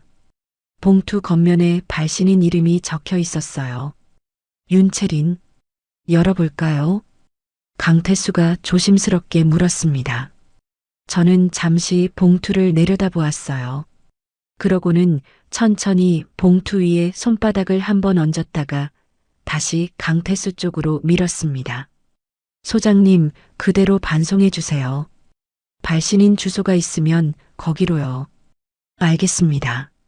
강태수가 봉투를 다시 손에 쥐었어요. 소장님. 네, 한 사장님. 7년 동안 진짜 고생 많으셨어요. 저는 강태수를 향해 가볍게 고개를 숙였습니다. 한 사장님, 저는 이 자리에 있는 것만으로 충분합니다. 사장님, 아버님 살아계실 적에 저한테 약속하신 거니까요. 강태수가 모자를 한번 벗었다가 다시 쓰며 답했어요. 무슨 약속이요? 저는 처음 듣는 얘기였습니다. 한 사장님 결혼하시기 전이었습니다. 저한테 이 빌딩, 우리 딸 평생 지켜달라고 하셨습니다. 강태수가 그렇게만 말하고 사무실 문을 닫고 나갔어요. 저는 한참 동안 빈 책상 앞에 앉아 있었습니다. 창밖으로 1층 베이커리 매장 앞에 줄이 길게 늘어선 모습이 보였어요. 한편 회사에서는 봄 인사이동 시즌이 다가오고 있었습니다. 어느 금요일 오후 마케팅 본부장이 저를 따로 회의실로 불렀어요. 한 대리, 아니, 이제 한 팀장이라고 불러야겠네. 본부장이 서류를 한 장 내밀며 짧게 웃었습니다. 본부장님, 신규 사업본부 팀장 자리 한 대리한테 맡기는 걸로 위에서 결정 났어요. 다음 달부터 새 팀 꾸려요. 본부장이 펜으로 서류 위 결제란을 짚었어요. 감사합니다. 저는 짧게 고개를 숙였습니다. 그동안 한 대리가 점심 김밥 먹는 거 다 알아요. 그래도 회식 자리에서는 한 번씩 얼굴 보고 그래요. 본부장이 농담처럼 웃었어요. 저는 짧게 웃고 서류를 받아들었습니다. 회의실을 나오는 복도에서 같은 팀 박지연이 저를 발견하고 달려왔어요. 한 대리, 아니, 한 팀장님. 박지연이 두 손으로 박수를 짧게 쳤습니다. 고마워, 지연아. 한 대리, 이참에 점심도 좀 바꿔봐. 7년째 김밥이야. 박지연이 어깨를 툭 쳤어요. 오늘은 너랑 백반 먹자. 저는 가볍게 웃으며 답했습니다. 그해 가을의 어느 주말, 저는 조명자와 함께 아버지의 산소를 찾았어요. 산 중턱의 작은 묘소 앞 가을바람이 잔잔하게 불어오고 있었습니다. 저는 가져온 막걸리 한 병을 잔에 따라 묘비 앞에 올려두었어요. 그 옆에는 조명자가 직접 깎아온 사과 한 접시를 놓았습니다. 아빠, 나왔어. 저는 묘비 앞에 천천히 자리를 잡고 앉았어요. 엄마도 같이 왔어. 수술 잘 받고 회복도 빨라. 저는 묘비를 손끝으로 한번 쓸어내렸습니다. 조명자가 옆에 무릎을 꿇고 앉아 묘비 글자 위 먼지를 손수건으로 닦아냈어요. 아빠, 그 빌딩 말이야. 저는 잠시 숨을 골랐습니다. 내가 7년 동안 그게 짐인 줄로만 알았어. 시댁 식구들이 자꾸 들여다보고 신우이 카페의 절반 값에 자리 내주고 그러면서도 아빠가 남긴 거니까 내가 잘 지켜야 한다는 생각만 했어.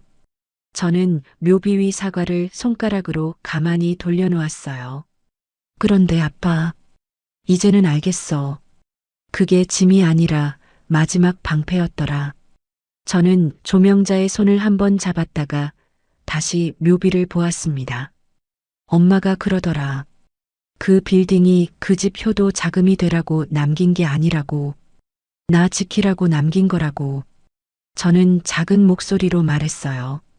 조명자가 옆에서 짧게 고개를 끄덕였습니다. 아빠, 나 이제 잘 살게. 진짜로. 저는 묘비 앞에 절을 2번 했어요. 산소를 내려오는 길, 조명자가 제 팔짱을 끼고 천천히 발걸음을 옮겼습니다. 유진아. 응, 엄마. 아빠 살아계실 적에 너 보고 그랬어. 우리 딸은 어디 가서든 잘 살 거라고. 조명자가 햇살에 눈을 살짝 찡그리며 말했어요. 엄마, 아빠 말이 맞았어. 조명자가 짧게 웃었습니다.